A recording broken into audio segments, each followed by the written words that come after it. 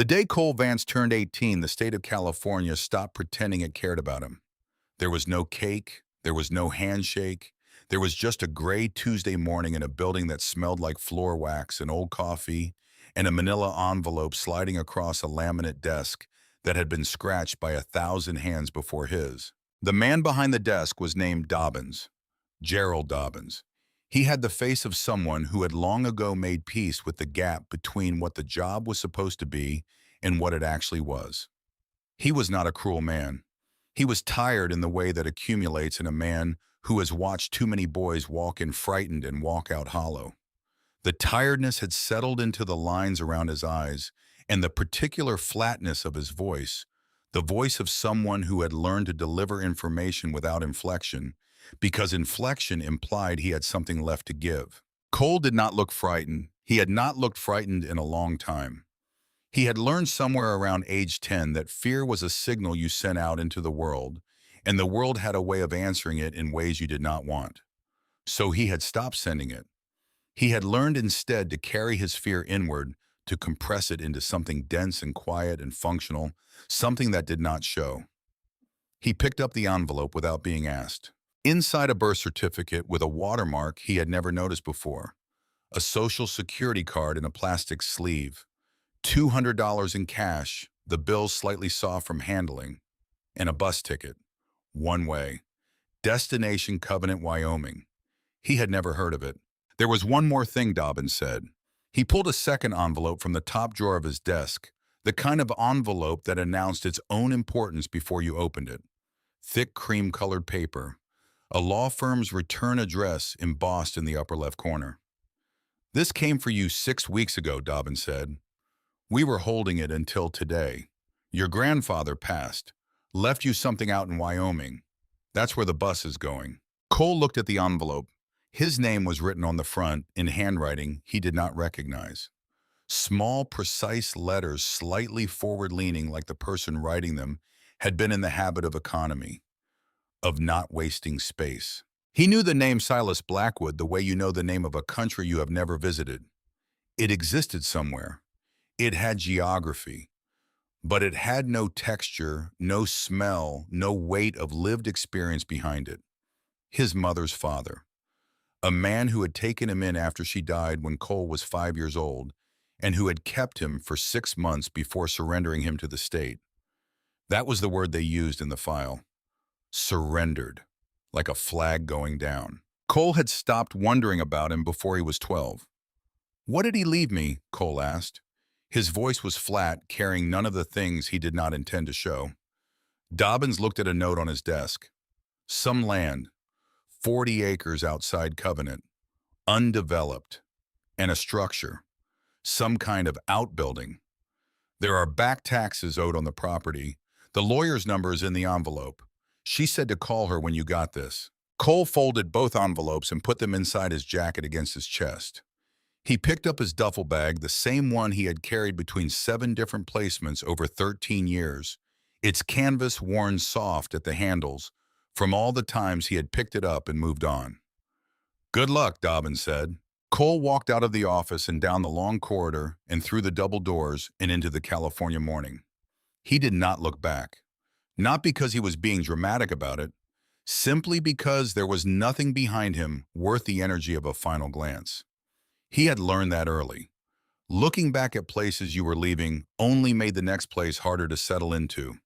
You kept your eyes forward, your hands empty, your expectations low, and you moved. The bus station was 20 minutes away on foot.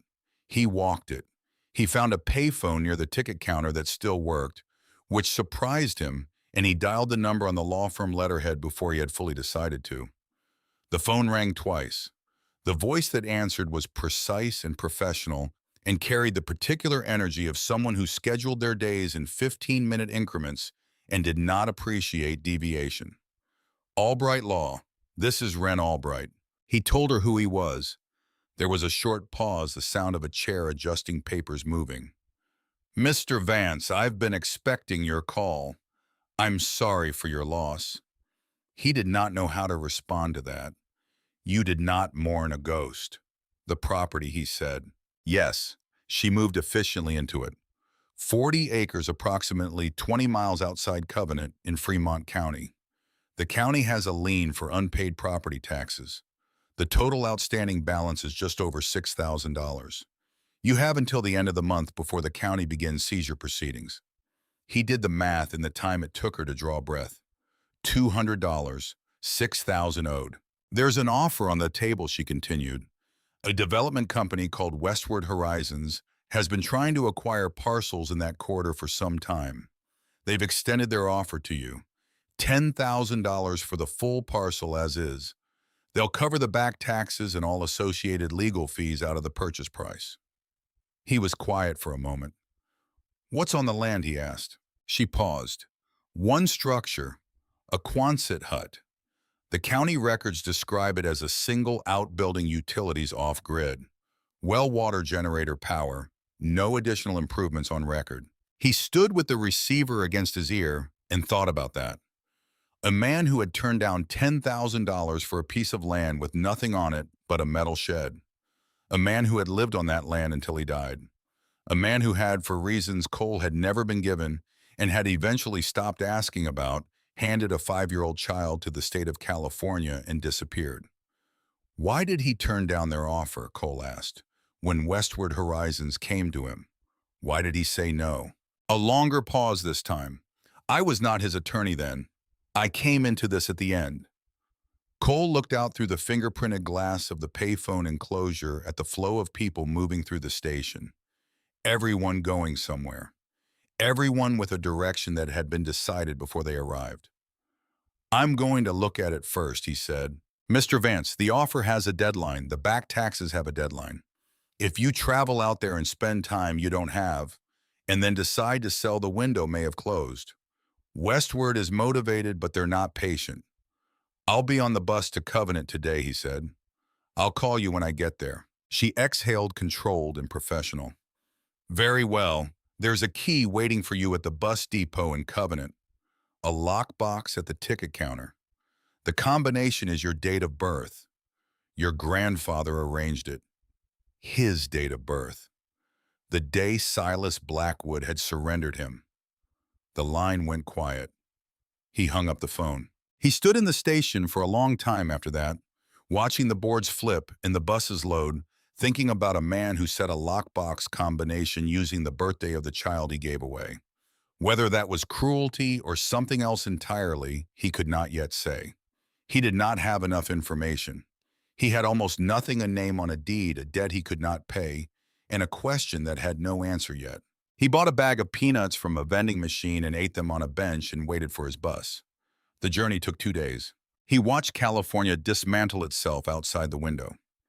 The sprawl of the inland valleys, the commercial corridors with their identical signage, the sun-hammered subdivisions that spread out to the edges of everything and then stopped, replaced by something older and harder and less interested in human convenience. Then the land changed. Nevada came up dry and mineral pale, the sky bigger than it had any right to be, the distances between things suddenly meaningful in a way they never were in the city. Utah followed with its red geometry, its rock formations that looked like the bones of something enormous pushing through the skin of the earth after centuries of pressure. He slept with his head against the glass. He ate vending machine food at the rest stops. He did not speak to anyone. He had learned over 13 years of moving between homes that conversations on buses led to questions about where you were from and where you were going, and he never had satisfying answers to either. He thought in the spaces between fitful sleep about the 6 months he had spent with Silas Blackwood when he was 5 years old. The memories were fragmentary, more texture than narrative. Cold air and the smell of pine resin. The sound of something mechanical, rhythmic, a tool working against resistance. A wool blanket rough against his chin. A voice low and infrequent that did not talk down to him. He remembered thinking at 5 that the old man spoke to him like he was already someone, like he did not need to be explained to or managed or redirected. Like his presence in the room was simply a fact, and facts were something Silas Blackwood worked with rather than around. Then one morning there had been a social worker at the door and soft voices in another room, in a bag being packed, in a car ride, in a new house with a new family who called him buddy, and smelled like laundry detergent and good intentions. He had understood over the years that the words surrendered meant the old man had chosen to let him go, that the paperwork said voluntary, that there had been no legal compulsion, no court order, no external force, only a decision made by a grown man about a small child who had no say in it. He had built his understanding of himself in part on that foundation. He was the boy who had been let go on purpose. It gave him a particular kind of hardness, not aggressive, just dense, load-bearing, the kind of interior architecture that holds everything else up by refusing to flex. He would find out in 2 days that the foundation was wrong. Wyoming arrived the way Wyoming always does, without announcement, the landscape simply becoming itself. The hills rolled out brown and sage-dusted under a sky the color of old pewter. The wind moved through the grass in long, slow pulses. There was a beauty to it that was entirely indifferent to being observed, a beauty that had been there long enough to stop performing itself for anyone who passed through. Covenant was smaller than he had expected. A main street of two-story brick buildings, most of them original and unrestored, their facades bearing the specific dignity of things that have stood long enough to stop caring about appearances. A diner with a hand-lettered sign. A hardware store with tools arranged in the window. A bar called the Rimrock with a neon sign that buzzed faintly in the dusk. The bus depot was attached to a gas station at the south end of the street, a single room with plastic chairs and a rack of tourist brochures for places 40 miles in every direction. The woman behind the counter pointed him toward the lockboxes on the wall without being asked. He must have had the look of someone who had come from somewhere far away to pick something up. He found the box, turned the dial. 0814, August 14th. Inside was a key. It was not what he expected. He had anticipated something functional, something modern, a padlock key or a door key of ordinary manufacture. This was neither. It was iron-heavy for its size, with a head worked into an intricate pattern, almost decorative. A key that belonged to old buildings, to locks, made in a time when the mechanism itself was considered worth making well. You would not throw a key like this away. You would keep it and wonder about it and feel its weight in your palm as a question. There was no note, no instructions, just the key cold in his palm. He asked the woman at the counter about transportation out to the property.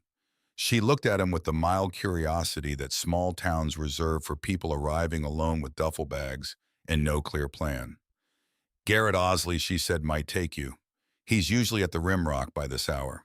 He found Osley at the far end of the bar, a broad man in a canvas jacket with the kind of hands that had done physical work for decades, blunt-fingered and scarred at the knuckles, in the specific pattern that comes from working with metal and machinery.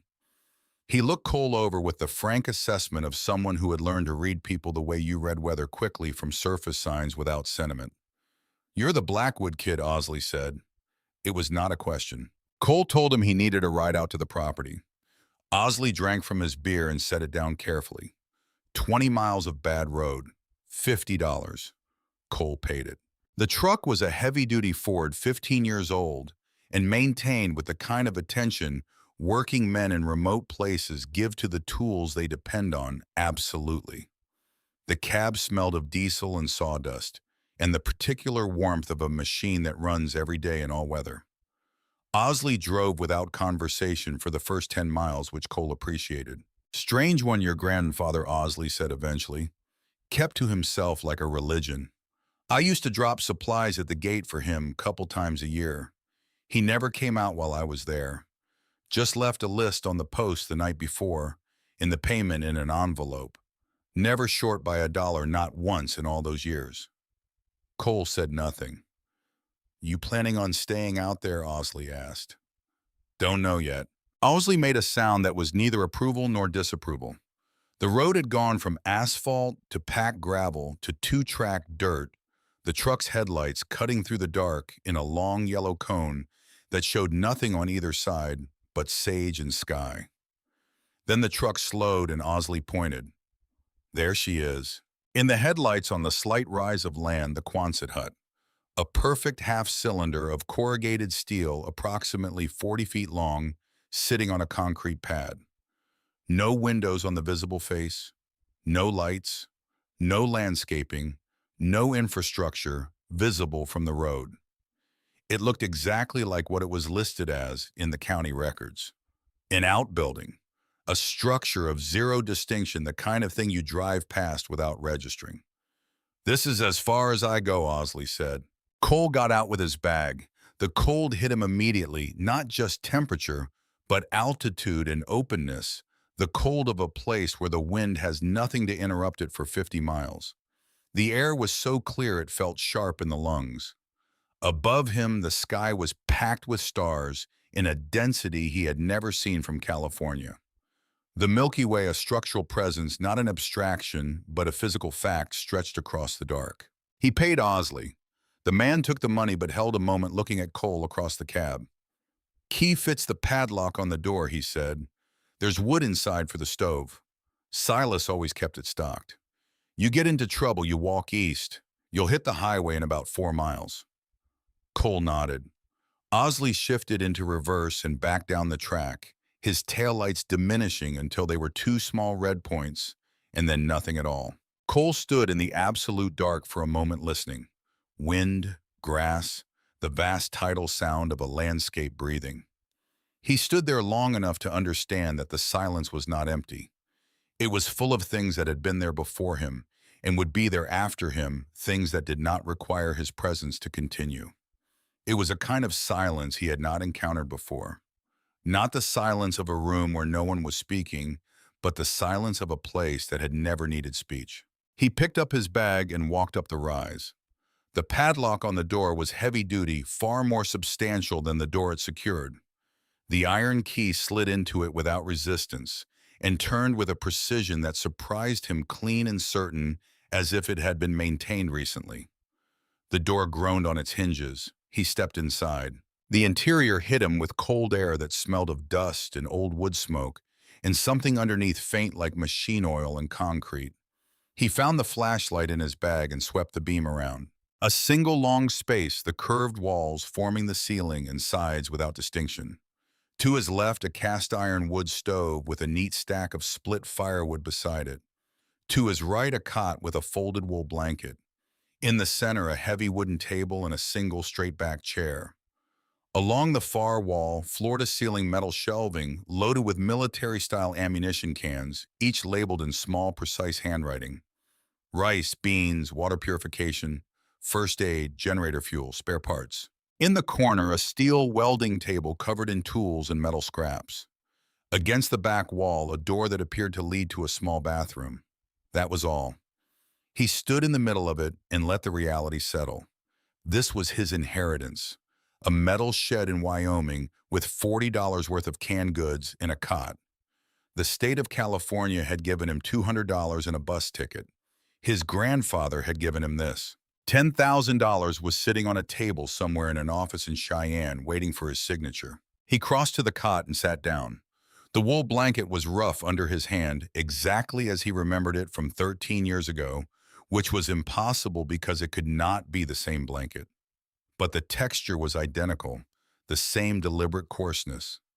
For a moment, the distance between 5 years old and 18 collapsed, and he was just a small person in a cold, unfamiliar place, being asked to make sense of something larger than him. It was a feeling he recognized. He had felt it in the first hours of every new placement, the particular vertigo of a world that had rearranged itself without asking permission. He stood and swept the flashlight beam around again, slower this time, looking at things rather than past them. He had learned to do this in every new house, in every new room. You did not understand a space by glancing at it. You looked at it in sections methodically until you knew where everything was and what it meant. The welding table caught his eye differently on the second pass. Heavy steel bolted to the floor, covered in what appeared to be years of workshop debris. But the debris was distributed too evenly, too arranged, like set dressing rather than genuine accumulation. He walked to it and began clearing the surface. Wrenches and gear segments and metal offcuts. Under everything, a flat steel surface with a faint rectangular outline, and on the rear left leg, a single large hexagonal bolt head painted the same gray as the leg. You would not notice it if you were not looking for it. He had been looking at everything. That was enough. The footlocker was under the cot. He had seen it on the first pass and dismissed it as standard storage. Now he pulled it out. Military surplus, dark green heavy. On the front panel, stenciled in the same small, precise lettering as the shelving labels, coal. He lifted the lid. On top, a sealed envelope, his name on the front in that forward-leaning handwriting. Beneath it, a set of blueprints rolled and tied with twine. Beneath those tools, a heavy-duty wrench set, a crowbar, a socket set in a molded case. He set aside the blueprints and tools and picked up the envelope. His hands were steady. This surprised him because the steadiness was not the steadiness of calm. It was the steadiness of someone holding something that they understood on some level below language was going to change everything. The kind of steadiness that comes not from having nothing to fear, but from deciding that fear is not useful right now. He opened it. The letter inside was 4 pages handwritten on old cream-colored paper, the same small, precise script he had been looking at all day. Cole, if you are reading this, then I am gone, and you are a man. I am not good with words. I am better with engines and concrete and things that hold their shape under pressure. But I will try. I expect you have questions. I expect you may hate me. You have every right. They told you I abandoned you. I made sure they would tell you that. It was the safest story for you to carry. Your mother, Eleanor, was a good person. She was also a brave one, which in the wrong circumstances amounts to the same thing as being in danger. The man who fathered you, Dwight Vance, worked as an internal accountant for a company called Westward Horizons and its parent entities. He kept records, detailed records, specific records of things that his employers needed to remain unrecorded. Dwight died in 2010. An accident officially. I know what it was. Your mother took his records and tried to do something with them. She came to me first because I was the only person she trusted who was old enough and stubborn enough and had little enough left to lose. We were trying to find the right path when she died. October 2011. Another accident. You were 5 years old. I took you in because there was no one else and because you were hers. I kept you for 6 months while I figured out what to do. But they found us, not the police, the people who employ the police. A man named Marcus Thorne. He runs Westward Horizons. He is the reason your parents are dead and the reason I had to make the hardest decision of my life. I made a deal. I gave Thorne everything I had. My savings, my property in California, everything liquid I could convert. In exchange, he agreed to leave you alone. But the condition was that I disappear. And you had to disappear in a way that could not be traced back to me. The state system was the only answer. It is the last place men like Thorne look for the grandchildren of men like me. You became a ward of the state of California, and I became a ghost. I came to this land. I bought it because I knew what was under it, which I will explain in time. And I built. I am not asking you to forgive me. I am asking you to understand that I chose your life over my right to be in it. Every year I was away from you was a year I chose on purpose. Not because I stopped loving you, because I never stopped. There is more. The blueprints will begin to explain it. But first, go to the welding table. Find the hexagonal bolt on the rear left leg. Use the 3/4 inch socket. Turn it counterclockwise. Come see what I built for you. Cole sat with the letter in his hands for a long time. The wind moved against the metal walls, a low, resonant pressure, not quite sound, but present. The flashlight beam held steady on the page. He read the letter again, then a third time. The architecture of his life, the story he had built himself out of the fundamental fact of having been let go on purpose, of having been a voluntary surrender, sat in the center of his chest like a stone he had been carrying so long he had stopped noticing its weight. It had become structural. He had built everything else around it. And now someone was telling him the stone was not what he had thought it was. He did not know how to feel about that yet. The information was too large to process all at once.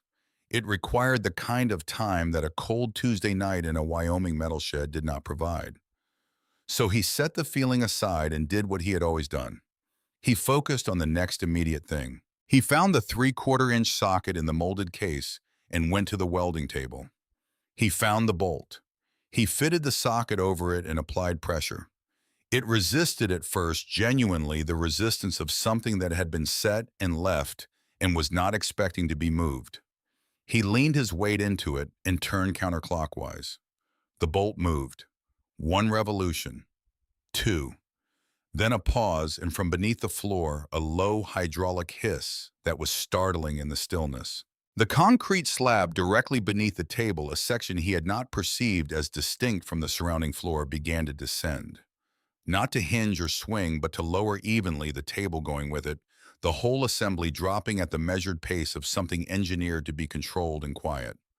A rectangular opening appeared in the floor 3 feet by 6, the edges machined clean. A staircase descended into the dark. The air that rose from the opening was different from the air in the hut. It was dry and temperature-controlled and carried a faint, clean, slightly electric quality. The air of a place that had systems, that had been designed by someone who understood the difference between a space that kept a person alive and a space that was built for a person to live in. Cole stood at the edge. He could take the $10,000. He could call Ren Albright in the morning and say the decision was easy. He could be in California by the end of the week with $10,000 and no particular plan, but at least some distance, some starting point, something. He picked up the flashlight. He went down. The stairs were steel, narrow, steep, ringing under his boots. At the bottom, a short corridor of smooth poured concrete, a single heavy door at the far end. Submarine style, a central wheel handle surrounded by locking lugs built to hold against pressure. The mechanism engaged with a series of deliberate clunks when he turned the wheel and then released, and the door swung inward. What he walked into was not what the letter had prepared him for, and the letter had tried. The space was the same footprint as the Quonset hut, above the same curving wall profile, but it had been lined and finished into something entirely different. Pale wood paneling on the curved walls, warm under indirect lighting that ran along the ceiling in a continuous strip. Gray carpet underfoot, dense and sound-absorbing. The air was warm and dry and carried the faint green scent of something living. On one side, a compact kitchen, electric range, a refrigerator, humming at low-volume sink, with a real faucet, cabinets built from the same pale wood as the walls. On the other side, a sitting area, a couch, a bookshelf running the full length of the wall, loaded with paperbacks and technical manuals and binders in different colors. A desk with a lamp and a chair. At the far end, a bed properly made with a thick comforter, 2 pillows, an additional wool blanket folded at the foot. It was a home, not an approximation of one, not a space adapted to serve as one out of necessity. A home designed and built from the beginning to be lived in. Every dimension considered. Every material chosen for how it would feel to a person spending their days inside it. The shelving at a height that did not require reaching. The lighting angled to avoid glare. The carpet laid in sections that could be replaced individually. Cole walked through it slowly. He ran his hand along the kitchen counter. Smooth laminate, no chips. He opened the refrigerator, empty but cold, running on its own power patient. He pressed his palm against the carpet and felt it give properly. He turned a full circle in the center of the room. 13 years. The man had spent 13 years making this. He got to the desk last. On it, a lamp he had not yet turned on, a small frame photograph face down, and an envelope propped against the lamp, his name on the front. He turned the photograph over first. Black and white, slightly grainy, developed without commercial equipment. A young woman, maybe mid-20s, dark-haired with a wide smile that had nothing performed about it. She was holding a baby wrapped in a white blanket, and the way her whole body angled toward it, protective, and certain, said something about the relationship between her and the baby that did not need a caption. On the back, in Silas's handwriting, Eleanor B. May 10th, 1982. D. October 4th, 2011. And below that, you at 4 months. Cole set the photograph down on the desk with great care, as if it could be damaged by the wrong kind of handling. He had never seen a picture of his mother holding him. He had never seen a picture of his mother at all, except a school photo in a file years old. A teenager with a guarded expression. This was different. This was her being happy. This was her being someone's mother. Someone's whole world held in two hands like something she intended to keep. He sat down in the desk chair. He opened the second letter. Cole, if you've made it here, you passed the first test. You chose to know. That is not as common as people think. This is your home now. The power is geothermal. I drilled for it in 2014, and it has been stable since. The water is from a deep aquifer, triple filtered, tested quarterly. The air is circulated and scrubbed. The systems are documented in the blue binders on the shelf, built to be maintained by one person with basic mechanical aptitude and the willingness to learn. I lived here for the last 13 years. The hut above was for appearances, a place for the county inspector, a place for Garrett Osley to drop supplies without knowing what he was supplying. Nobody ever looked further than the hut. Nobody ever had reason to. What I built here is yours completely, but there is still a decision to be made. The vault is through the door at the far end of the next module. What is in that vault will make the decision plain. What is in that vault is everything I spent 13 years building toward. There is money in it, enough for you to go anywhere. Be anyone, leave this behind entirely, and build a life that has no connection to any of this. That choice is real and it is honorable, and I will not think less of you for making it. But there is something else in it too, and the something else is why I brought you here. Sleep first. The decision has waited 13 years. It will wait one more night. Below the signature, a single additional line. The combination to the vault is your mother's birthday and your own. 8 digits. May 10th, 1982. August 14th, 2006. I expect you will know what to do with that. Cole set the letter down. He looked at the photograph for a long time. The woman in it was someone he had not known and had always been trying to find without knowing the name of what he was looking for. She had his coloring, or he had hers. The same line of the jaw, the same stillness in the eyes even while the rest of the face was open and warm. He thought about a man building a room for a boy he could not be near. Choosing the carpet, getting the lighting right, making sure the shelves were stocked with enough books that a person would not run out of something to read during a long winter underground. Running geothermal lines because he did not want the boy to come home to a cold place. The stone in the center of his chest was still there. It had not gotten lighter, but it had changed what it meant. He was not the boy who had been let go on purpose. He was the boy who had been hidden on purpose by someone who had nothing left to give except the act of hiding him, who had paid for that act with 13 years in a hole in the ground alone and had considered it a reasonable price. He stood and went to the kitchen and ran water from the tap into his cupped hands and drank. Cold, clean, the purest water he had ever tasted, with none of the mineral flatness of city water or the chemical edge of treated supplies. He turned off the light above the sink and stood in the soft glow of the ceiling strips and looked around at the room Silas Blackwood had built for him with his own hands over 13 years. Tomorrow he would open the vault. Tonight he lay down on the bed for the first time in his adult life in a room that was his. The wool blanket at the foot had the same texture he remembered from being 5 years old, the same deliberate roughness, and he did not try to determine whether it was the same blanket or simply the same considered choice made twice by the same person.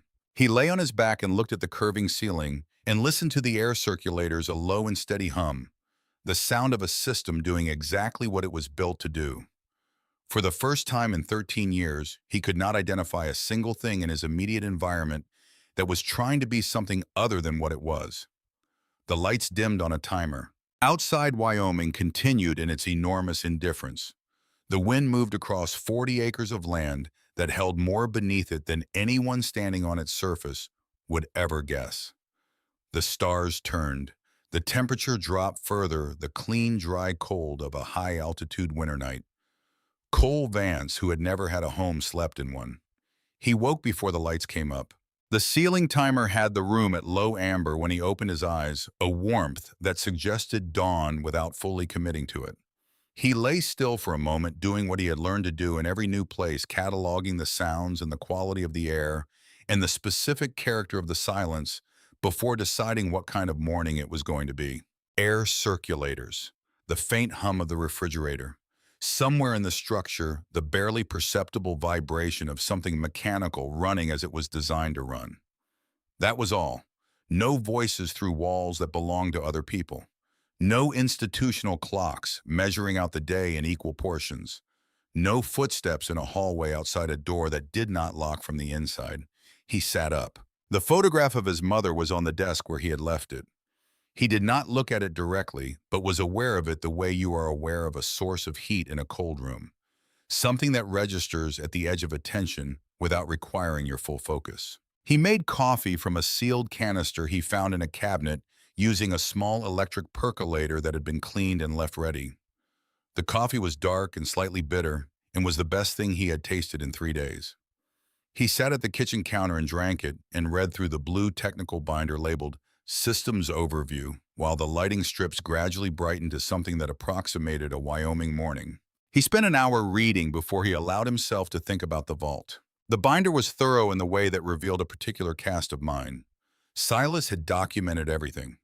The geothermal system, the heat exchanger maintenance schedule, the seasonal adjustment protocols, the water filtration array with a separate section on testing frequency and acceptable mineral profiles, the air circulation and scrubbing system which used HEPA filtration and a carbon exchange unit that needed its media replaced every 18 months.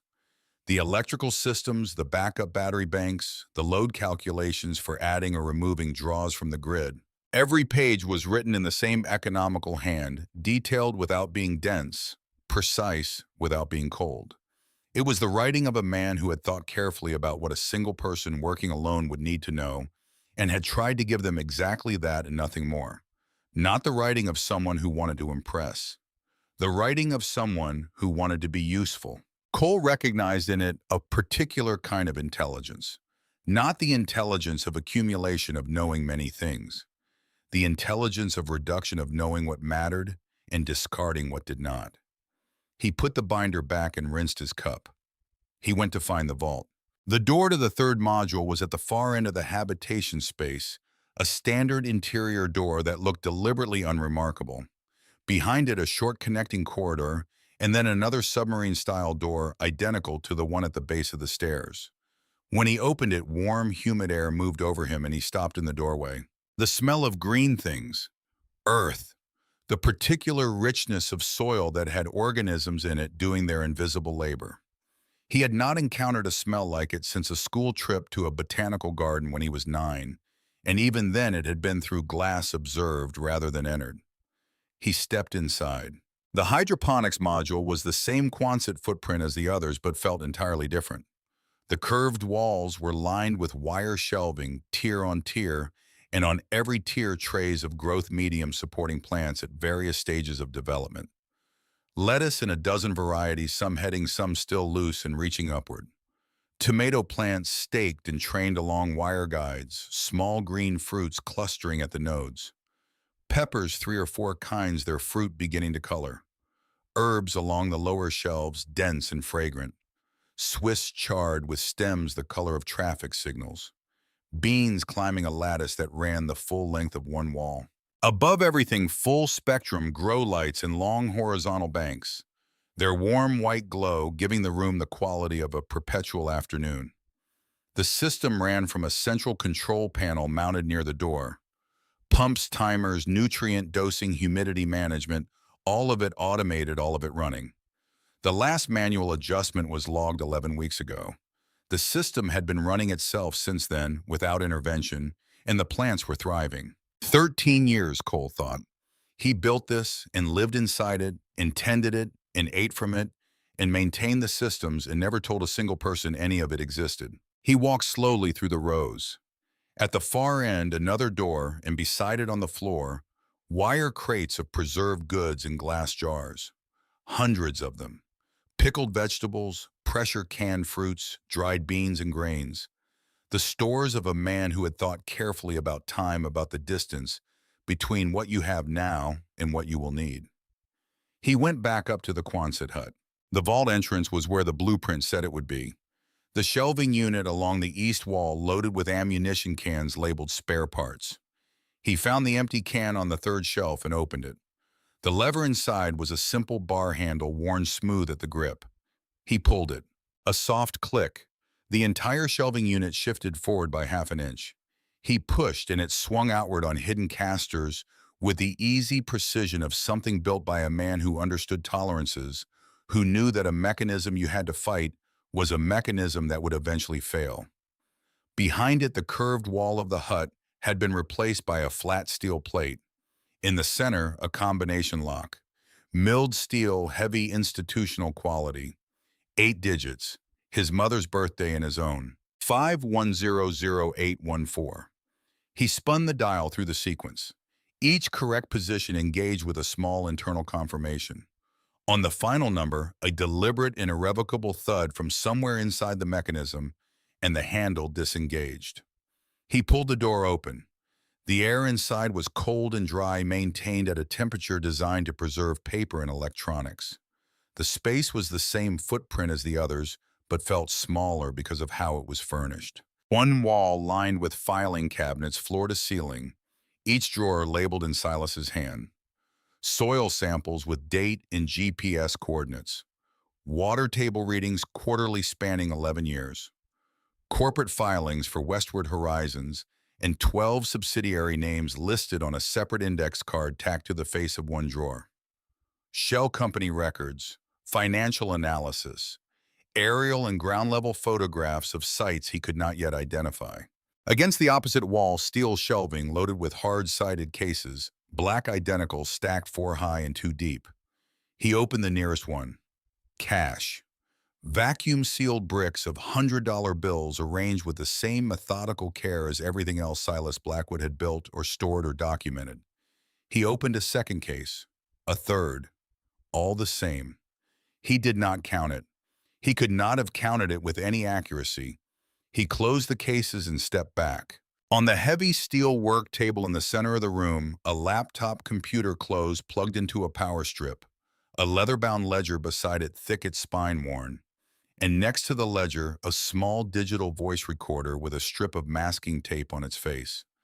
The tape read, in the familiar handwriting, "Play me." He picked up the recorder and pressed play.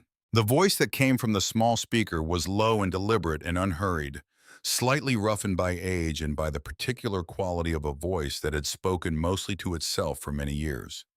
It carried the cadence of a man who had decided what he wanted to say and was going to say it in the order he had chosen, without detour, without performance. "Cole," the voice said, "if you are hearing this, you found the vault, which means you read the letters, which means you know most of what I need you to know. But there are things I could not put on paper, and those are what I am going to tell you now. Your father's name was Dwight Vance. He was not a bad man, not fundamentally. He was a man who made a practical choice and discovered too late that what he had chosen to look away from was larger than he had understood. He kept records because he was an accountant, and keeping records was what he knew.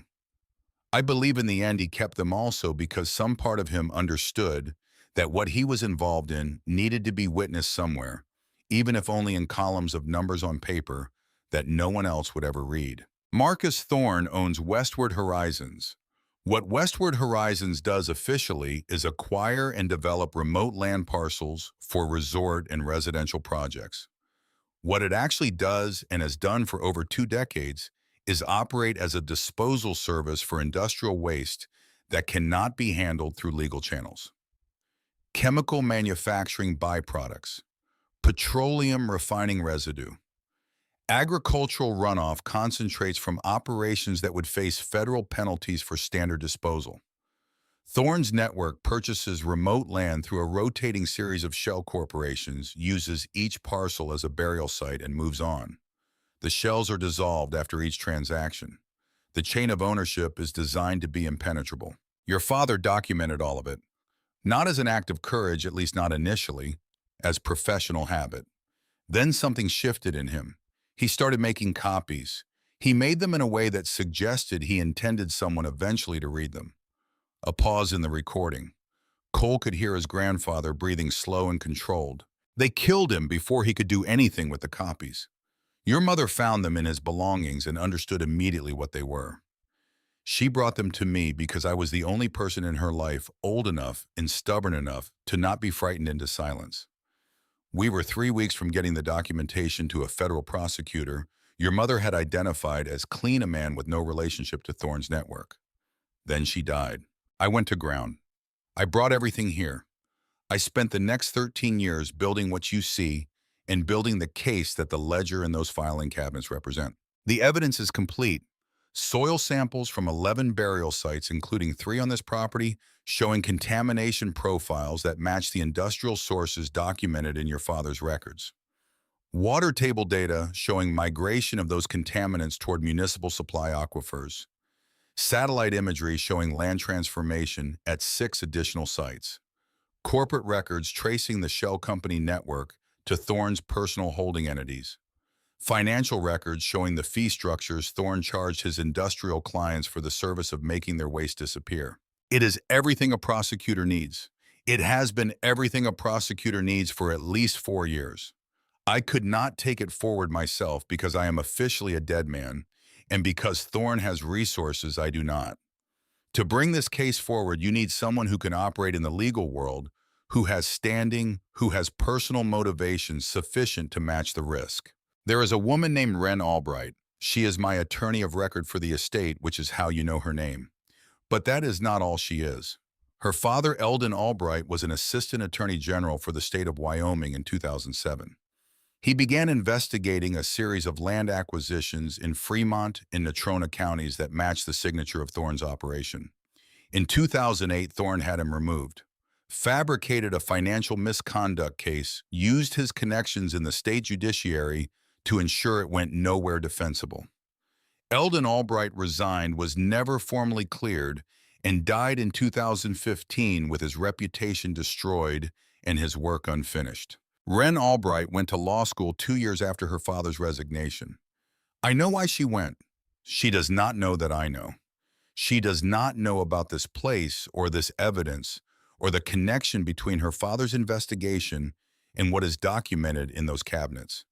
When you tell her, she will understand immediately what she is looking at. She is not a tool for you to use. She is a person with her own obligation to this as real as yours. Approach her as an equal. Another pause. Longer. In the cases against the wall, there is enough money to give you a life, Cole. A real one built on your own terms without any of this weight. I built that option deliberately because I had no right to draft you into a war that is not technically yours. But your parents are dead because of Marcus Thorne. And 40,000 people in this county and the ones adjacent to it are drinking water that is being quietly poisoned by what he buried under this land and land like it. Those are facts that exist whether or not you choose to act on them. I have given you the battlefield. I have given you everything I know. What you do with it is yours alone. One more thing. Do not try to crack the encrypted partition on the laptop by yourself. The password is in the blue binder, the Systems Overview, page 47, the footnote. It looks like a maintenance specification. It is the key to everything on that drive that I could not put in the physical files. Take care of the plants. They have been running themselves for a while and the basil needs thinning. His voice stopped. The recorder ran for a few more seconds of silence and clicked off. Cole set it down on the table. He stood in the cold, dry air of the vault for a long time, looking at the filing cabinets, the cases of money, the closed laptop. The Wyoming morning was doing whatever Wyoming mornings did above him, indifferent and enormous and cold. He thought about 40,000 people. He thought about his mother at 29 years old, standing in a dead man's apartment, holding a ledger, deciding what to do with it. He thought about Silas Blackwood spending 13 years in a hole in the ground, building a case that he could not close himself, waiting for the heir who might or might not show up, and might or might not choose to do anything with what he found. He went upstairs and found page 47 of the Systems Overview binder. The footnote was at the bottom of a page describing water filtration maintenance. It read, filter media replacement frequency contingent on source T, DS readings. Baseline parameter 2714-AW-0510-0814 established from initial aquifer testing adjust per quarterly log. It looked exactly like a technical specification. Nothing more. He took the binder down to the vault, opened the laptop, and entered the string. The encrypted partition opened. He did not read everything that day. There was too much. But he read enough to understand the architecture of what Silas had built. The digital files were the master index for the physical evidence, cross-referenced and annotated with the precision of a man who understood that evidence without context is just information, and that context was what transformed information into proof. He called Wren Albright at noon. Her voice was the same as it had been at the bus station payphone. Efficient, carrying the mild patience of someone who expected this call to concern a straightforward decision. He told her he was not selling the property. She began the response she had clearly prepared, the one about deadlines and back taxes and county seizure timelines. He let her finish. Then he said, "I've been inside the property, Ms. Albright, all of it. I know what my grandfather built here, and I know what he built it for. I know about Westward Horizons.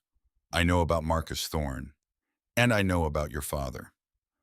The silence that followed was different from her professional pauses. It was not the silence of someone choosing words. It was the silence of someone who had stopped breathing. "What did you say?" she said. "I have the evidence. All of it. 13 years of documentation, physical samples, financial records, corporate filings tracing Thorne's network to 11 disposal sites across 6 states, a ledger kept by my father, and digital files on an encrypted drive that cross-reference everything. Your father's investigation in 2007 was correct. Everything he suspected was real. I have the records that prove it." She made a sound he could not categorize. Not quite a breath and not quite a word. "I'm not calling to ask for help," he said. "I'm calling because my grandfather's notes say you've been waiting for this. I think we both have something the other needs. I think we should talk in person." "I'll be there tomorrow morning," she said, and the professional cadence was entirely gone from her voice. Something rawer was underneath it, older, the voice of a person who had been holding something at a careful distance for a very long time and had just felt it move closer. She arrived at 9 the next morning in a dark blue Subaru that had seen considerable Wyoming winter. She was younger than her phone voice suggested, somewhere in her late 30s, with dark hair pulled back and eyes that evaluated the Quonset hut with the quick attention of someone assessing a situation before committing to it. She noticed the blackened, fire-damaged section of the eastern wall immediately. "What happened there?" she said. He told her.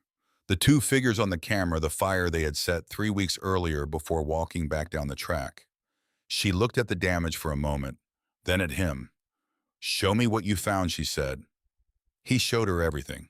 He watched her face as she descended the stairs for the first time, as she stood in the warm light of the habitation module and processed what she was looking at. The professional composure she wore as naturally as clothing slipped briefly, and what replaced it was something unguarded. In the hydroponics module, she stopped at a row of tomato plants and stood there without speaking for nearly a minute. In the vault, she opened the filing cabinets one by one, reading labels, pulling drawers, handling documents with the attention of someone who understood their legal weight precisely. She spent 40 minutes with the ledger, sitting at the work table with her coat still on, turning pages slowly and making notes on a legal pad she had brought from her car. When she finally looked up, her face had settled into something that was not calm, but had the quality of a decision being made and held. "My father spent 2 years on this," she said, "before they took it from him." She set the ledger down carefully. "He had 3 of Thorne's shell companies documented. Your grandfather has 12. Cole said nothing. "The disposal site data alone." She continued, moving to the filing cabinets, running her hand along the drawer fronts. "If the financial records establish Thorne's direct personal benefit rather than just corporate liability, this goes far beyond regulatory fines." She stopped and looked at him. "How long have you been down here working on this?" 3 weeks, he said. "You cracked the encrypted partition yourself. It was not that complicated once I found the key. She studied him with the particular attention of someone recalibrating an assessment made too quickly. Your grandfather's notes about me, she said. What exactly did they say? That your father's investigation was real and correct and was destroyed by Thorne's interference. That you went to law school for a reason. That you should be approached as an equal. She was quiet for a moment. He was more perceptive than I gave him credit for, she said. I only met him twice. He seemed like a man who said very little and watched everything. That's accurate, Cole said. She opened her legal pad to the first clean page. Here is how we do this, she said. The evidence is comprehensive, but the way we introduce it determines whether it holds. If we go directly to federal authorities, Thorne has enough influence to slow the process, while his attorneys challenge chain of custody on everything collected unilaterally. We go first to journalists with the physical evidence simultaneously, to the EPA with the environmental data, and to one state-level prosecutor I know personally who I believe is clean. All three tracks at the same time. The public record gets established before anyone can move to suppress it. How long to prepare the packages, Cole asked. 6 weeks, she said, to do it properly. He nodded. While you handle the legal architecture, he said, I'm going through everything on the drive. There's documentation I haven't fully mapped yet. I want to know every detail before we commit to any approach. She looked at him. You understand that once we send this, we cannot control what Thorne does in response. I understand he already knows I'm here, Cole said. He's already sent people to look at this place, and they found nothing. He's going to keep escalating until either he gets what he wants or we make escalating too expensive for him to continue. She held his gaze for a moment. You're 18 years old, she said. Not as a challenge. As a fact, she was still incorporating. I've had a longer education than most 18-year-olds, he said. She almost smiled. Then she settled into the work. They spent 6 weeks preparing. She drove out twice a week, sometimes 3 times, as the preparation reached its more complex stages. She brought legal reference materials and office supplies and occasionally food from the Covenant Diner still warm when it arrived. He provided the workspace, the documentation, and the technical analysis on the digital files. The collaboration established its own rhythm quickly. She was the architect of the legal strategy understanding evidentiary standards and procedural landscape. He was the one who knew the physical evidence, who had spent weeks inside the filing cabinets, and the encrypted drive, who could answer specific questions about where a particular document sat in the larger structure of what Silas had built. They did not become close exactly. They became effective, which was its own kind of relationship built on mutual recognition of competence rather than personal history. Over those weeks, Cole learned the full depth of what the encrypted partition contained. His grandfather had done more than collect evidence. He had modeled the entire scheme, tracing money flows from industrial clients through Thorne's billing entities into the shell corporations, and from there into Thorne's personal holding structures. The model was built on financial filings Silas had obtained through public records requests made under assumed names, combined with documents Dwight Vance had copied before his death. The cross-referencing work was painstaking. Cole developed a methodology that tied specific disposal transactions to specific sites through the physical samples, which was the connective tissue the prosecution package needed. He worked 12-hour days and sometimes longer surfacing to tend the hydroponic system, check the generators, eat whatever was in the refrigerator. Westward Horizons continued its pressure. 2 more certified letters arrived at the Covenant Post Office citing environmental liability concerns and requesting access for independent inspection. Wren handled each response technically accurate and entirely uninformative. A man appeared on the county road in the 4th week, parked at the fence line, watching the Quonset hut through binoculars for nearly 2 hours before leaving. Cole noted the vehicle and time in a log he had started keeping. In the 5th week, the letter stopped and the character of the pressure changed. He was in the habitation module at 11 at night when the motion alert triggered on his laptop. 2 figures on the perimeter camera moving up the access track on foot. Dark clothing. The particular quiet of people who had done this kind of thing before. He watched them on the camera grid. They went to the hut. One stood watch while the other worked the new padlock he had installed. 4 minutes to breach. Inside, their flashlight beams moved across the floor, the shelving, the cot, the welding table. They lifted the ammo cans, checked under the cot, swept the beams along the walls. They found nothing. There was nothing to find. The hydraulic mechanism required the specific socket to activate, and the table had been relaid with authentic-looking debris. Then one of them produced a container and poured something along the base of the eastern wall and lit it. Cole watched the fire catch and spread the corrugated metal, blackening the concrete footing, scorching. The two figures walked back down the track and disappeared. He did not move until the perimeter camera confirmed they were gone. Then he went through the vault to the level 3 access tunnel his grandfather had built, which ran underground to a point 40 feet east of the hut, and climbed up through the ground access hatch and stood in the cold Wyoming night and watched the fire burn along the eastern face of the hut. The metal did not catch the way wood would have. It scorched and damaged, but did not consume. He stood outside until the fire burned itself out, then went back below. In the morning, he called Wren. She arrived 2 hours later and looked at the damage with an expression that was more resolved than alarmed. "This is his answer to the legal letter," she said. Cole said yes. "We are close enough to ready," she said.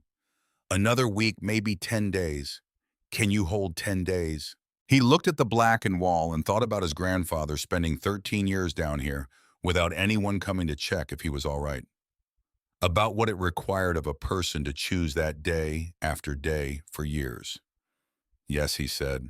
Garrett Osley showed up that afternoon. He had seen the smoke from the highway and driven by in the morning. He stood at the base of the rise, looking at the scorched metal with the flat assessment of a man who read damage to structures and equipment the way others read text. He looked at Cole in the doorway. "You know what they were looking for," Osley said. Cole said yes. Osley put his hands in his jacket pockets. "Your grandfather didn't want any help," he said after a moment. "I offered a couple of times over the years. He always said he didn't need it. Seems like maybe you might. Not asking what it is, just saying if you need something done in town supplies, picked up anything that keeps you from having to show your face somewhere, you maybe don't want to." Cole looked at him for a moment. "There might be?" Cole said. "I'll let you know." Osley nodded, satisfied with the precision of that, and got back in his truck. Cole went below and back to work. 10 days later, the package was complete. 3 separate dossiers. One for the 2 journalists Wren had identified, one for the EPA regional office in Denver, one for the state-level prosecutor in Cheyenne that Wren trusted with the specific reasoned trust of someone who had spent 12 years learning to distinguish the clean from the compromised. The dossiers contained the core documentary evidence from Silas's files, the financial model Cole had built from the digital partition, 3 years of water table data, showing contamination migration toward Covenant's municipal supply, and the ledger digitized and indexed. Wren had uncovered something else during the 6 weeks of preparation, a piece of the geological picture that Silas had documented but had not fully articulated in his letters. The soil contamination from 3 sites on the property was not isolated. The underlying geology showed the deposit sitting directly upstream from the main aquifer that supplied water to Covenant and 4 adjacent counties. 40,000 people. Thorne did not simply want the land to keep his secret buried. He wanted to control the cleanup that would eventually become unavoidable to turn the disaster he had created into a government remediation contract worth hundreds of millions. Cole had looked at the geological map for a long time when he understood this.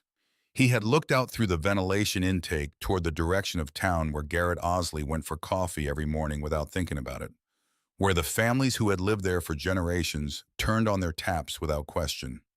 He had made the work go faster after that. They worked at the vault table on the final night, Wren cross-referencing the document checklist on her laptop, Cole loading the encrypted digital packages onto 3 separate drives. The vault was cold and lit with steady functional light and had the specific quality of a space where something long prepared was approaching its end. "Your father's name is in the documentation," Cole said, "in the section on the 2007 investigation. The records show he identified the right companies and the right methods before Thorne shut it down. That will be in the public record once this moves. She was quiet for a moment. Her eyes did not leave the screen. He deserved that, she said. It does not fix what happened to him, but he deserved to have been right on the record. Cole looked at the transmission interface. 3 recipient addresses, 3 upload queues all loaded. He hit send. The upload bars filled. 3 separate transmissions moving simultaneously through encrypted channels to 3 points in the world that Thorne's network did not as far as either of them could determine control. The screen showed 3 confirmations. Wren sat back in her chair and let out a long, controlled breath. Cole looked at the filing cabinets, the cases of money, the voice recorder sitting on the corner of the table where he had placed it on the first morning. He thought about the voice that had come from it, the particular weight of a man reaching across his own death to hand someone else the thing he could not finish alone. "Tomorrow it begins," Wren said. Cole said nothing. He was thinking about 40,000 people in water and a man who had spent 13 years in the ground making sure someone would eventually know about both. He turned off the vault light. The first story ran 48 hours after they sent the packages. It appeared on a Tuesday morning, published by an investigative journalist in Denver who had been covering environmental compliance failures in the Mountain West for 11 years. The language was careful, hedged in the way that responsible journalists hedge when they are carrying something large enough to destroy them professionally if they get it wrong. But the substance was present and specific. Shell corporations, disposal sites, a network of acquired parcels in 6 states, a CEO whose name had not appeared in print in connection with anything criminal until that morning. Cole read it on the laptop at the kitchen counter with a cup of coffee going cold beside him. He read it 3 times. It was accurate. Every specific claim was supported by something in the dossier. His phone rang. "Wren, it's running," she said. "EPA Denver confirmed receipt of our package yesterday evening. The prosecutor's office in Cheyenne asked me 4 specific follow-up questions this morning. You only ask those questions if you're already taking something seriously." "How long before Thorne responds?" Cole said. "By end of day," she said. She was right about the timeline. By noon, Westward Horizons had issued a statement through a public relations firm in Chicago. The language was confident and dismissive, the language of a company that had survived scrutiny before and expected to survive it again. The documents cited in the reporting were characterized as fabricated, the product of a coordinated campaign by unnamed competitors. Marcus Thorne was described as a respected business leader with a decades-long record of responsible land development. The statement invited regulatory review and expressed full confidence in the outcome. Cole read the statement and felt the specific cold clarity of someone who had spent 6 weeks inside the documentation and knew with precision exactly how wrong every sentence of it was. The second journalist published that afternoon. Based in Washington, national audience, a different approach. Less hedged, more direct, the writing of someone who had reviewed the financial records with sufficient expertise to understand what they meant. The shell company network laid out in a diagram. 12 entities. The beneficial ownership structure pointing at every level to the same person. By evening, 3 more outlets had picked it up, each adding context from their own sources. Former Westward Horizons employees, environmental consultants who had worked in the affected regions, a retired EPA official who had noted irregularities in several of the relevant parcels years earlier and had been unable to build a case from what was publicly available at the time. The narrative Thorne had maintained through institutional connection and legal intimidation for more than 2 decades was not crumbling in a single moment. It was disaggregating piece by piece each new account, making the next one easier for someone to give. Cole's phone rang at 9 that night, a number he did not recognize. He answered. The voice on the other end was measured and unhurried, carrying the particular quality of a man who had spent decades being the person in the room who did not need to raise his voice to command it. "Mr. Vance," the voice said, "my name is Marcus Thorne. I think it's time we spoke directly." Cole said nothing. "I understand you have recently come into possession of certain materials that belong to your grandfather." Thorne continued. "Materials that have found their way into the hands of some journalists and regulatory bodies. I want you to understand that I do not hold you personally responsible. You are a young man who inherited a complicated situation. You have acted on documents provided by a man with his own grievances. That is understandable. Cole let him finish. I am prepared to resolve this cleanly, Thorne said. $10 million transferred to an account of your choosing in exchange for a public statement clarifying that the documents were misrepresented to you and that you have no basis for the claims currently attributed to the materials you provided. The journalists will walk back their stories. The regulatory inquiries will lose their evidentiary foundation. Everyone moves forward. Cole had thought about this moment for 2 weeks. He had thought about what it would feel like to hear the number spoken aloud. He had thought about whether the part of him that had grown up with nothing would have a response to $10 million being offered as if it were a routine business arrangement. It did not pull. It clarified. My grandfather turned down $10,000, Cole said. I'm going to turn down $10 million. I'd appreciate it if you didn't call this number again. He ended the call. He sat in the quiet of the habitation module for a while, hands flat on the table, listening to the air circulators. The plants in the next module were growing without him. The systems were running. Somewhere above him and 20 miles east, the town of Covenant was going about its evening, its residents drinking water from a municipal supply that had been receiving contamination migration for years. He went to bed. Thorne called again 3 days later.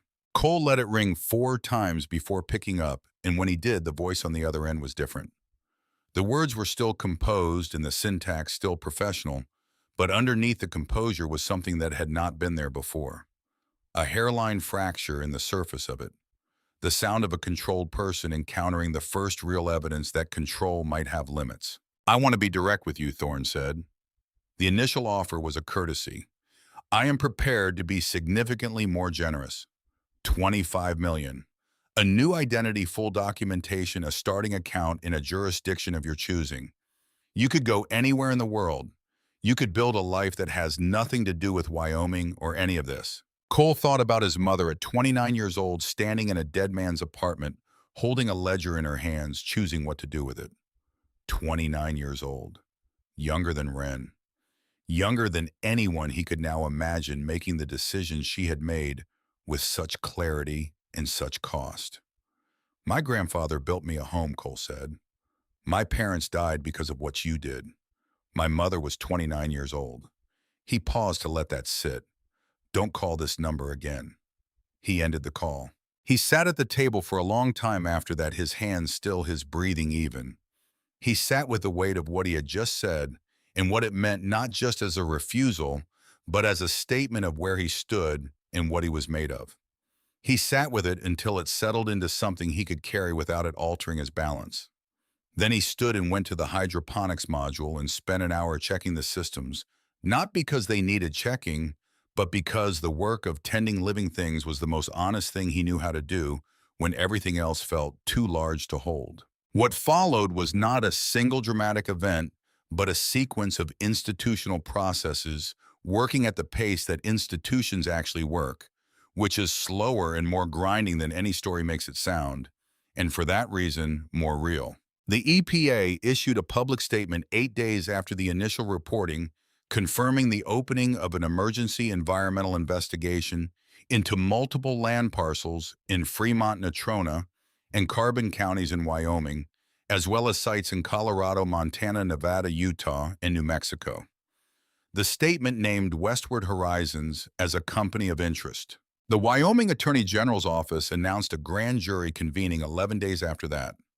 Wren called Cole to tell him, and her voice was quieter than he had ever heard it held carefully, the way you hold something that has been weighted for so long you are afraid of disturbing it. My father's files, she said. They are part of the public record now. The grand jury subpoena references the 2007 investigation as foundational to the current inquiry. They are treating it as the first documented attempt to expose the scheme.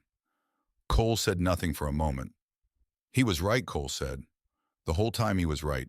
She did not respond immediately. When she did, her voice had steadied. Yes, she said. Former Westward Horizons employees began speaking publicly in the second week after the initial story. Three of them, none coordinated with the others, each describing different aspects of the operation from the positions they had held. A site acquisition manager who described the shell company structure as standard procedure that no one questioned. A logistics coordinator who had arranged transportation for materials he had been told were inert fill. An environmental compliance officer who had raised internal concerns in 2009 and been dismissed 3 weeks later. Other landowners came forward. Two families in Colorado who had sold parcels to westward subsidiaries under pressure that had felt at the time like circumstances rather than coercion. A rancher in Montana who had noticed discoloration in a creek running through land adjacent to a former westward site and had been told by state regulators that testing showed nothing of concern which he had not believed and had been correct not to believe. Cole followed all of it from below ground, checking the news each morning before turning to the day's work, which had shifted from building the prosecution package to maintaining the property and continuing the documentation of the three on-site disposal areas. The EPA field team would need access eventually. He wanted the record complete when they arrived. He was in the hydroponics module tending the tomato plants on a Thursday morning when he heard the crunch of tires on the access track through the ventilation intake. He went to the surface camera monitor. Garrett Osley's truck.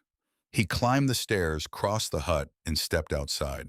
Osley was standing at the base of the rise with a thermos in one hand, looking at the repaired section of the eastern wall where Cole had spent 2 days patching the fire damage with sheet metal ordered through Osley's contacts in Riverton. "Decent patch job," Osley said. "It's functional," Cole said.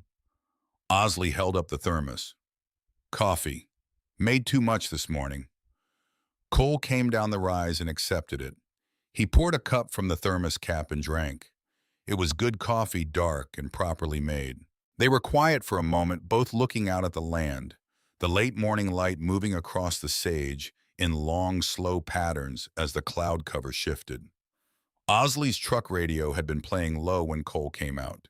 He had turned it off before getting out, but Cole had caught enough of the broadcast to know what channel it was. "You heard," Cole said. Osley looked at the ground briefly, then at Cole. "Airport in Chicago," he said. "Yesterday evening. They picked him up at the gate. He had a flight to Zurich." Cole nodded. "2 passports on him," Osley continued. "Radio said neither was in his name." Cole drank his coffee. Osley was quiet for a moment longer. Then he set down his keys and extended his hand. Not the loose handshake of social formality. A real one offered once held for a moment released. The kind that meant one specific thing and required no elaboration. Cole shook it. Osley picked up his keys, got back in his truck, and drove down the access road without another word. Cole stood there for a while after the truck disappeared holding the thermos, looking out at 40 acres that had been waiting along with everything beneath it for someone to come and do something about what it contained. The land looked the same as it had when he arrived. The sage ran out to the fence line. The sky was enormous and pale and carried the specific emptiness of a Wyoming winter preparing to become something else. Nothing on the surface to indicate what was under it. Nothing to suggest that any of this was anything other than what it appeared to be. He went back inside. He found the locked drawer on a Saturday morning 5 weeks after Thorne's arrest. He had been systematically clearing and organizing the vault in preparation for the EPA's formal site access visit, which Wren had scheduled for the following month. Most of the physical files had been inventoried and documented for the legal record. The cases of money had been moved to a separate area, their contents subject to legal process that Wren was navigating. The drawer was in the base of the central work table, a section he had registered as storage without examining closely because the table's surface had occupied all his attention during the weeks of preparation work. The lock was a small keyed mechanism rather than a combination. He found the key on the same ring as the key to the hydroponics supply cabinet labeled in the familiar hand with a single letter J. He had no idea what J referred to. He opened the drawer. Inside was a single object, a journal bound in brown leather, the cover worn to softness from years of handling. No label on the outside.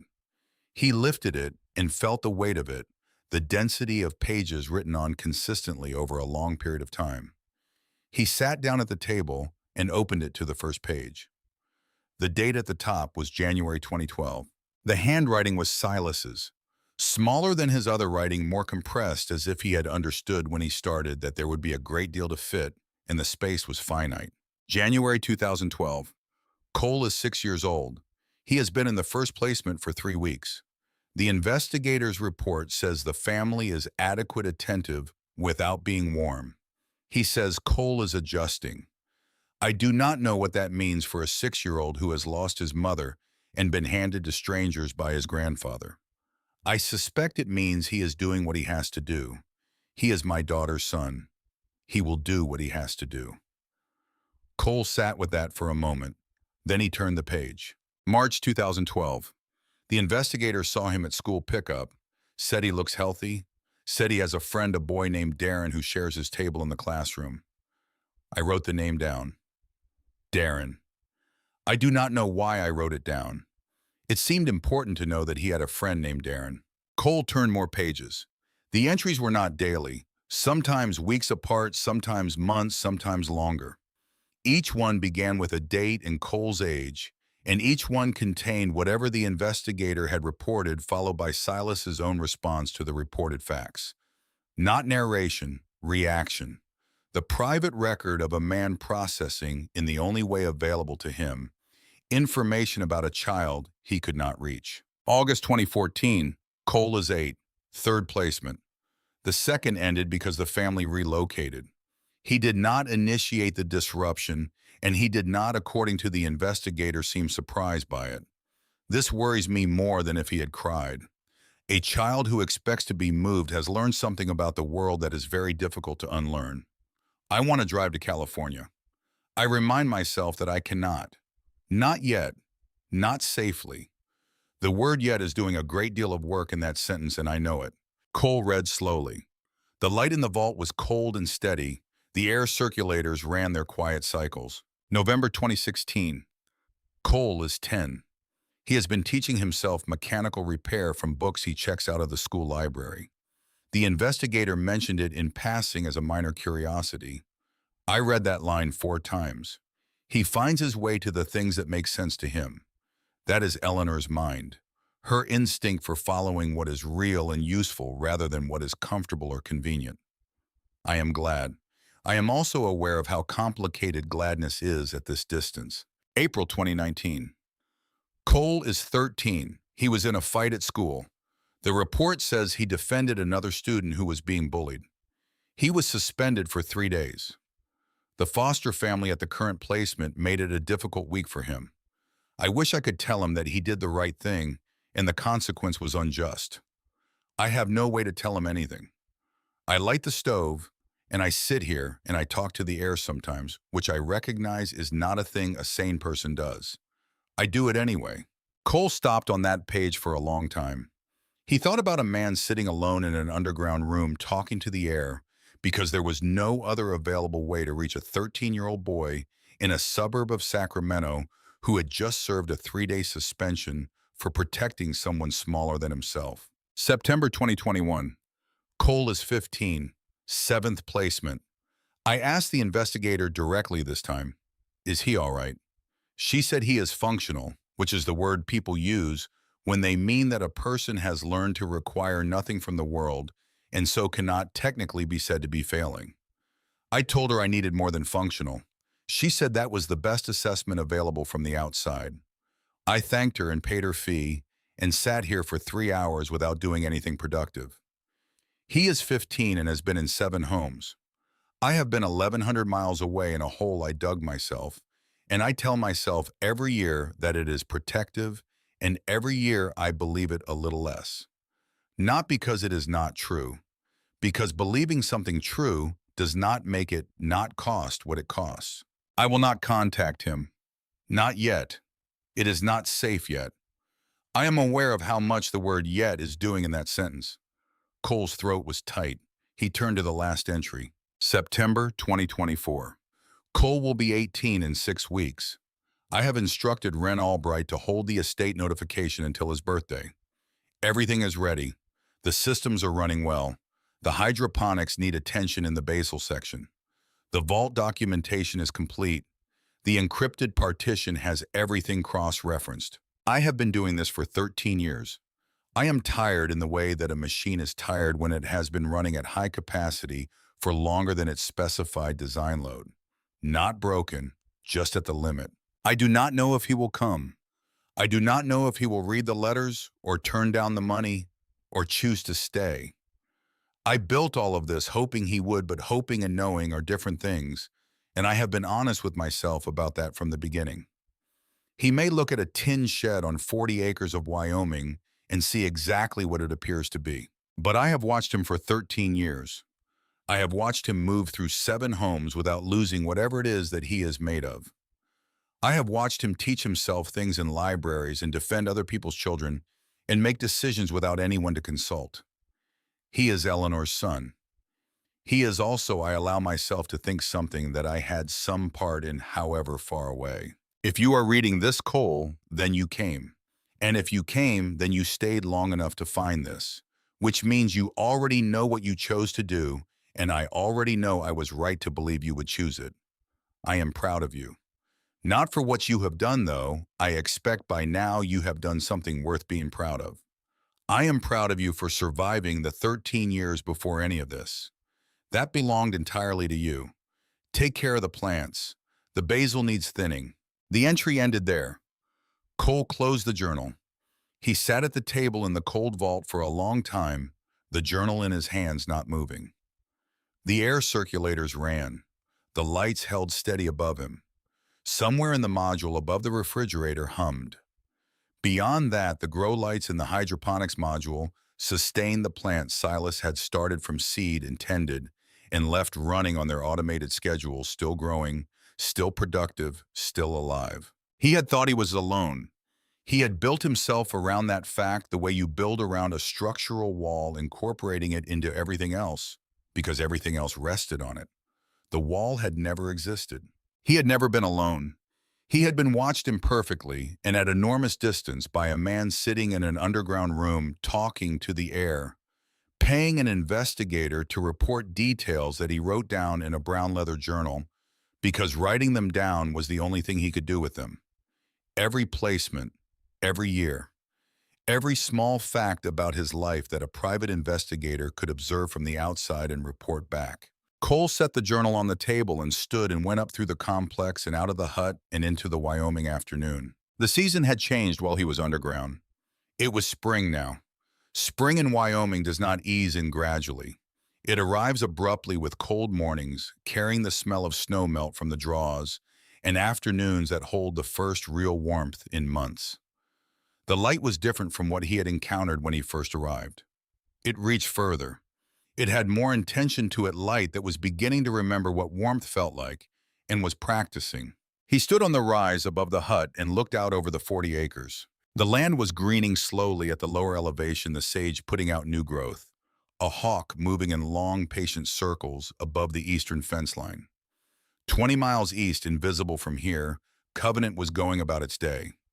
The municipal water system was drawing from an aquifer that would take years of remediation to fully clear, a process the EPA had now formally committed to, funded in part by the civil judgments working through the federal courts against what remained of the Westward Horizon's corporate structure. It would not be fast. The people of Covenant would live with the uncertainty of the remediation process for years. But it was happening.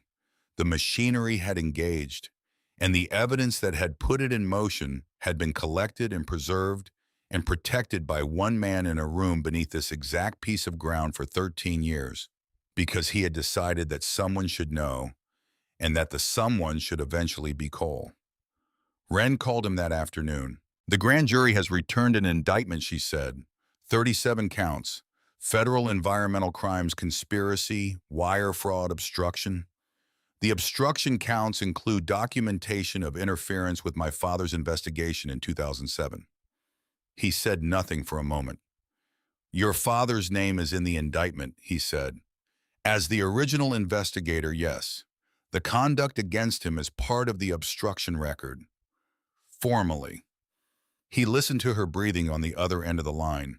How does that feel? He asked. He did not usually ask questions like that. He asked it now because he wanted to know. She was quiet for a long moment, like something that was wrong for a very long time just got written down correctly, she said. That is the only way I can describe it. He understood exactly what she meant. He told her about the journal. She listened without interrupting, which he appreciated. When he finished, she said quietly, "He was watching you the whole time." "Yes," Cole said. "He knew you would come," she said.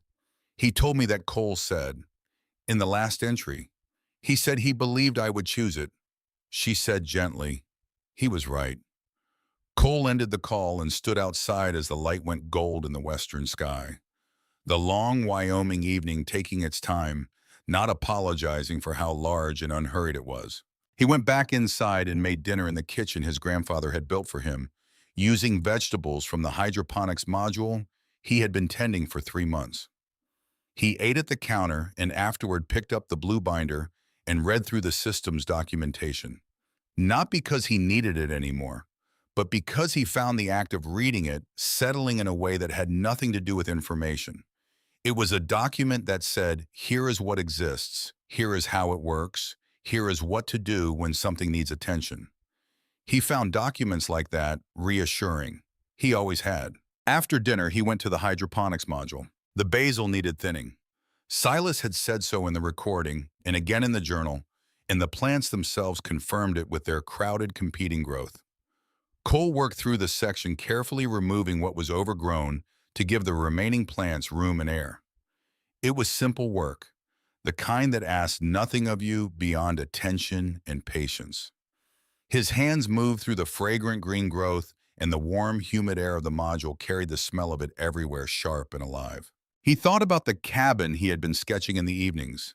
Small, practical, built from materials he could source through Osley's contacts. He had Silas's technical library. He had time.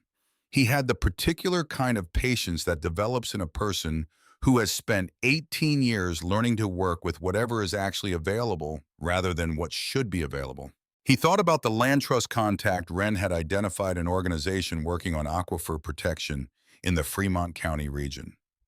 The geological surveys Silas had compiled were exactly the kind of documentation they needed and rarely had access to. He had a meeting scheduled for the following week. He finished thinning the basil and moved along the rows, checking each section, adjusting a support stake on a tomato vine that had grown beyond its guide, noting that the lettuce in the third tier was ready to cut. He had never grown anything before. He had never had the continuity that growing required, the confidence that you would be in the same place long enough to see something through from planting to harvest. That confidence had not been available to him for the first 18 years of his life. It was available now. He turned off the grow lights in the section he had finished and left the rest running on their cycle the way Silas had designed it, the way the binder specified, the way the system had been running for 13 years and would continue running because it had been built by someone who understood that the things you build to last must be able to outlast your own ability to tend them. He climbed the stairs one last time that evening and stepped outside into the dark. The stars were out in their full Wyoming abundance, the Milky Way, a structural presence across the sky rather than an atmospheric suggestion. The temperature had dropped with the evening, and the air was clean and carried the smell of new growth from the lower ground, that early season green smell of a landscape waking up from a long cold. He stood on the rise for a while. He was 18 years old. He owned 40 acres and a complex of underground spaces and a brown leather journal that documented 13 years of a man's love, expressed entirely through the act of paying attention. He had a federal case working through the courts that would not be fully resolved for years. He had a property that needed sustained management and a remediation process that needed a cooperative landowner present and committed. He had basil that needed harvesting in a week and a cabin that needed building and a watershed that needed someone to stay and care about it over the long term. The money in the vault was subject to legal process and would be for some time. He was more constrained than he had ever been, bound to a specific piece of ground and a specific set of responsibilities and a long ongoing relationship with the consequences of what had happened here. None of it was simple. None of it would resolve cleanly. But he was standing on ground that was his, ground that someone had spent 13 years making ready for him. Ground that held beneath it the careful evidence of a man who had believed that what was true mattered enough to preserve it, and that the right person would eventually come and know what to do with the truth. He had come. He had done something with it. He went back inside and descended, and the hydraulic lift brought the concrete slab back into place above him, with the quiet, deliberate sound of a mechanism built by someone who understood that reliability was not accidental. He walked through the habitation module with its warm light and its shelves of paperbacks and its kitchen that smelled faintly of the dinner he had made, and he sat at the desk and picked up the brown leather journal. He held it for a moment without opening it. Then he opened it to the last page and read the last entry one final time. He read the last line. He set the journal down and looked at the photograph of his mother, who had been 29 years old and brave in the way that had cost her everything, and had, by the long and indirect route of 13 years of one man's patient work, produced something that might last longer than any of them had expected. 40 acres of Wyoming ground, his grandfather's life's work. His mother's unfinished sentence finally completed. He turned off the desk lamp. In the hydroponics module, the grow lights continued their cycle. The pumps moved water through the trays. The plants grew in their rows, unhurried and certain, doing the simple and profound thing that properly tended living systems do, which is to continue. Outside on the rise above the Quonset hut, the Wyoming night moved across 40 acres of land that had held its secrets long enough and was beginning slowly, in the way that land always does, to simply be what it was. Ground. His grandfather's life, his mother's courage, his own. Ground belonging to someone now with someone to stay.